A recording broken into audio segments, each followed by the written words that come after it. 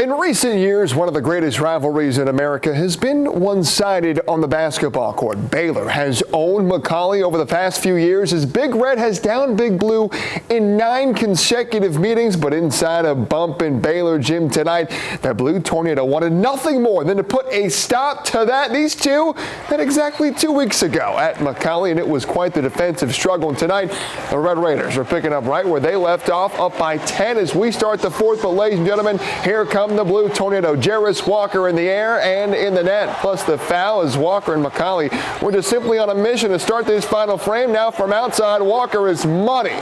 Down low now, Trell Knight going up strong. Another 3 points the hard way. Knight and the Blue Tornado, they cannot contain themselves stunningly.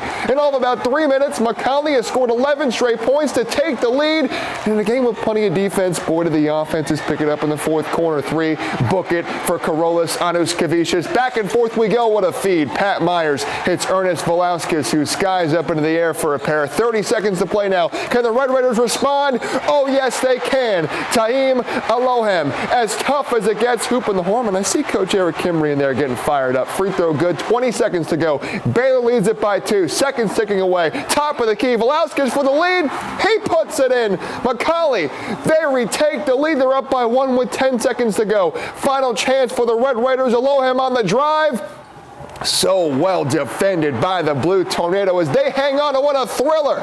McCallie puts an end to a 9-game losing streak to their biggest rival and gets the pleasure of dancing on their foe's court. What a basketball game. Blue over Red, 46-45. To the Roundhouse we go. UTC women's basketball hoping to stay on fire. 9 straight wins as they aim to remain perfect in SoCon play, taking on the Bears of Mercer. And when the Mocs are cooking, Kaya Elizalde is cooking, the engine that makes the Mocs motor go, showing off the speed, now showing off the quickness. Fooling defenders, laying it up and in. Efficient shooting night for the Mocs, over 50% from the field, over 40% from 3. Here's one. Izzy McPherson, she went 4 for 7 from beyond the arc as the Mocs got ahead in quarter 2 and stay ahead for good.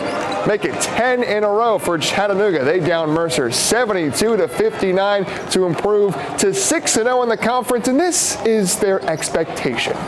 That was our expectation coming into the season. Our expectation was that we wanted to be the best in conference, and our expectation was we want to have an NCAA tournament team that can make some noise. We know how much talent we have.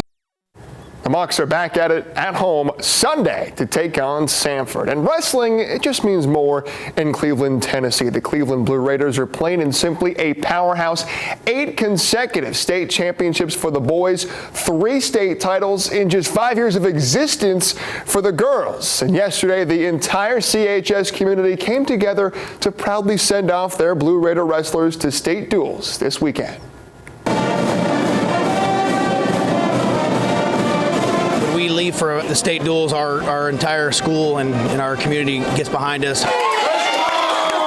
We couldn't do what we do without the community, their support, the time they give us, and that's really huge. Great community, and that's really what allows us to thrive. The Blue Raider community is loud and proud. For good reason. The dominance from Cleveland wrestling is simply unmatched. The boys are trying to win a 9th consecutive state title on Saturday, and confidence, there's no lack of that. I think it's as high as it can be. We're ready to go. We're definitely not going to take anybody lightly, but I think everybody's ready to go, expecting to win. Completely confident. They believe in the system. They believe in their coaches. They believe in the love for their teammates, and we're healthy, and they're going to let it fly.